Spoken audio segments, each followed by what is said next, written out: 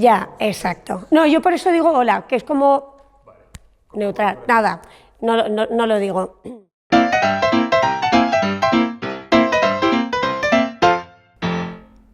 Soy María Eugenia Ramiro y soy la responsable de comunicación y marketing de la Real Fábrica de Tapices.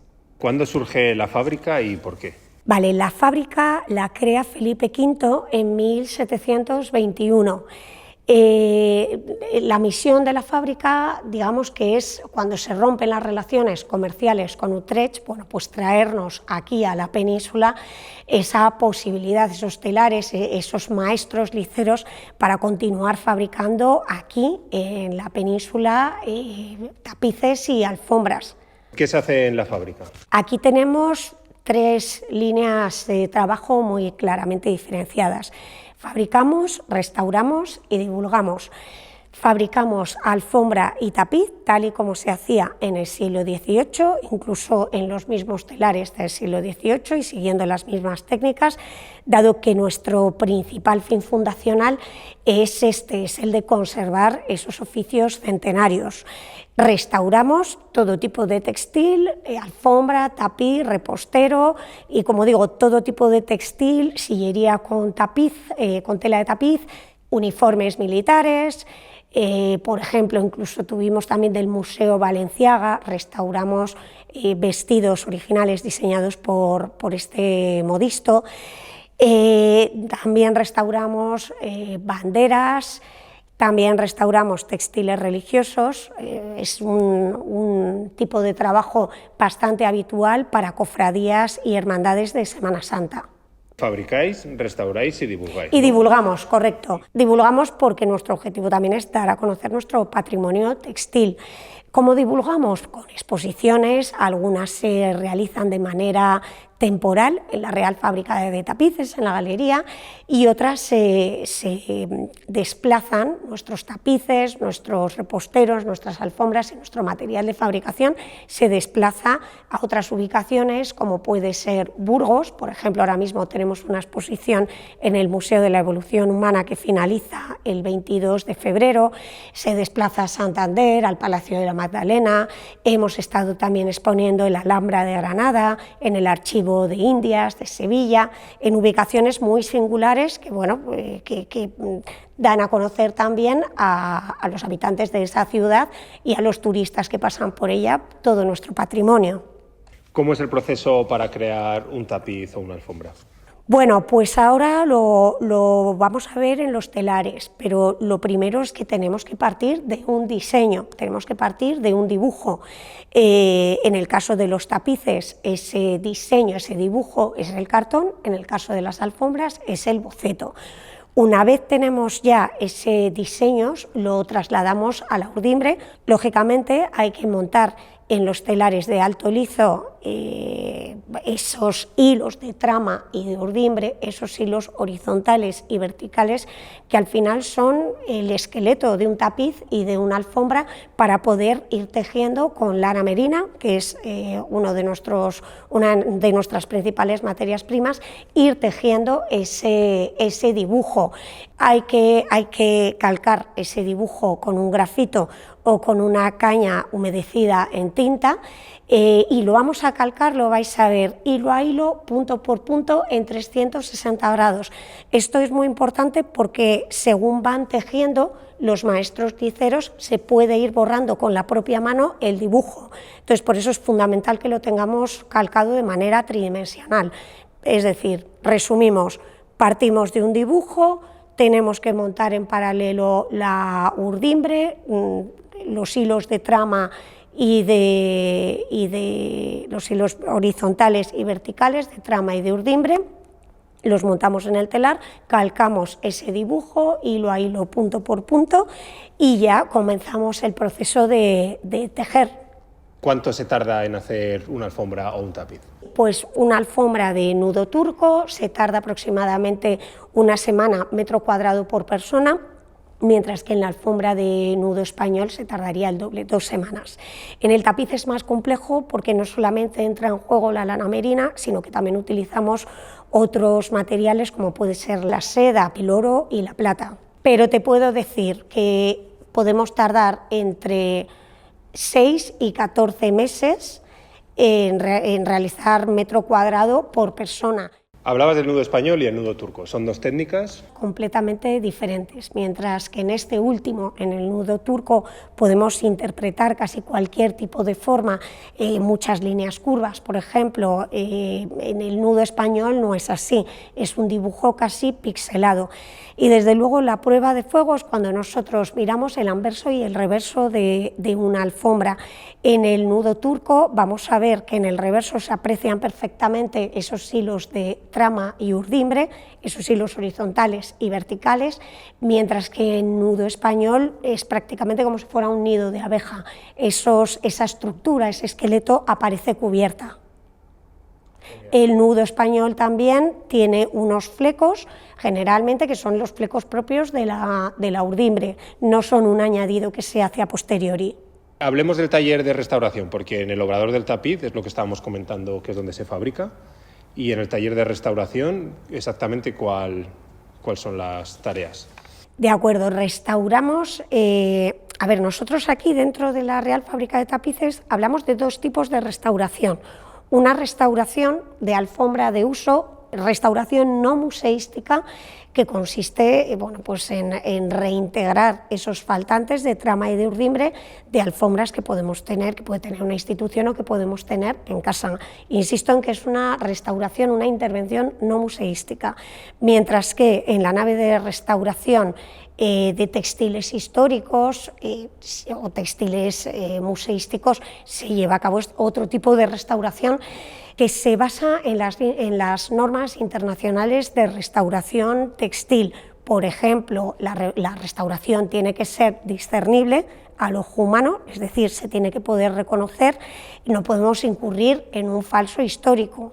Otra característica de esta restauración de textiles históricos es que la restauración tiene que ser reversible, es decir, que si en un futuro surge una técnica mejor para llevar a cabo esta restauración, tiene que ser reversible, tenemos que poder eliminar sin que dañe el textil esa restauración que hemos realizado. ¿Cuál es la relación entre el obrador del tapiz y el taller de restauración? Vale, mira, te cuento una curiosidad que lo vas a ver ahora. Cuando nosotros fabricamos un tapiz, en el reverso siempre se dejan unos hilitos que eso cuando siglos después se vaya a realizar la restauración, el tapiz lleva un forro. El forro protege al tapiz de ese contacto con la pared, de manera que si 2 siglos más tarde, después de haber fabricado ese tapiz, nosotros retiramos ese forro, vemos en el reverso el hilo original, el color original. Eso lo que nos permite es tomar unas muestras de tintes que luego nosotros en nuestro laboratorio de tintes nos va a ayudar muchísimo a la hora de teñir soportes e hilaturas para restaurar ese tapiz. ¿En qué lugares terminan las obras que aquí se hacen? Me comentabas que muchas van a instituciones públicas, otras son instituciones privadas. Entonces, conocer un poco hacia quién, o al menos el perfil, sí, por no decir nombres. Nuestro perfil de cliente lo tenemos bastante claramente diferenciado. Muchos de nuestros clientes son fundaciones privadas, museos, instituciones, ministerios, embajadas, instituciones públicas, instituciones privadas, y tenemos un altísimo porcentaje de clientes particulares. También me comentabas antes, cuando estábamos dando el paseo, que muchos artistas han trabajado, sí. Han trabajado, entonces si me puedes hablar un poco. La colaboración con artistas, con pintores, ha sido desde el nacimiento de la Real Fábrica de Tapices fundamental. Pensemos que por esta Real Fábrica de Tapices ha pasado Goya, Valleu, Maella. Actualmente nosotros estamos incentivando mucho también esa colaboración con pintores contemporáneos, por ejemplo, con concursos internacionales, con residencias también de artistas. Hace poco hemos tenido a Gianluca Latuada, un pintor italiano, que ha hecho su residencia con nosotros y al finalizarla ha expuesto a nuestros obradores. Hemos colaborado con artistas de la talla de Alberto Corazón, Manolo Baltés, Agata Ruiz de la Prada, Felipao. ¿Qué perfiles se necesitan en la fábrica? En la Real Fábrica de Tapices trabajamos cerca de 60 personas. Entre ellas podemos encontrar un perfil más artístico, como es el caso de los tejedores de alfombra y de los tejedores de tapiz, que se llaman maestros licero, el caso de dibujantes también, mientras que en el departamento de restauración textil es un perfil más técnico, un perfil con conocimientos de química y física. ¿Retos a los que se enfrenta la fábrica? Uno de nuestros principales retos es la internacionalización, para lo cual estamos realizando un trabajo ímprobo en marketing internacional, contactando con museos, con fundaciones y con decoradores de interior de diferentes países del mundo. Otro de nuestros grandes retos es precisamente conservar los oficios centenarios. Actualmente nuestra plantilla tiene menos de 40 años, pero es verdad que en un mundo de prisas, en un mundo de fast fashion, un mundo que va tan rápido, el conservar un oficio centenario, un oficio que requiere tradición, que requiere tiempo, que requiere paciencia, va un poco en contra, ¿no? O va un poco al margen de lo que impera actualmente en el mundo. ¿Cómo se financia la Real Fábrica de Tapices? Nosotros recibimos subvención por parte del Ministerio de Cultura, del Ayuntamiento de Madrid y de la Comunidad de Madrid, por el motivo de que la Real Fábrica de Tapices, la mercantil que la gestionaba, estuvo a punto de quebrar. Por eso se crea una fundación privada, por eso somos fundación privada desde 1996, y precisamente para hacer frente a esa deuda que teníamos fue necesario recurrir a estas subvenciones. Pero realmente nosotros, nuestro modelo de negocio se basa en la fabricación de tapiz, alfombra, repostero, en la restauración de textiles históricos y también en las visitas. ¿Cuál es el principal valor de la Real Fábrica de Tapices? Uno de los valores de la Real Fábrica de Tapices también es la sostenibilidad, dado que la economía circular impera en todos nuestros procesos, tanto de fabricación como de restauración. Por ejemplo, en el agua resultante del lavado de tapices, en el agua resultante de teñido. Además, estamos trabajando con el CSIC en un proyecto muy bonito que es el reciclado de la lana sobrante y del polvo sobrante, tanto de fabricación como de limpieza, para crear sustrato vegetal. ¿Qué importancia tiene la Real Fábrica de Tapices? La importancia de la Real Fábrica de Tapices es crucial. Al final somos los guardianes de que estos oficios centenarios de fabricación de tapiz y de fabricación de alfombra a mano, tal y como se hacía en el siglo XVIII, pues pervivan, ¿no? De hecho, es uno de nuestros principales fines fundacionales, esa conservación de oficios centenarios. Actualmente somos una de las pocas reales fábricas que continúa con vida.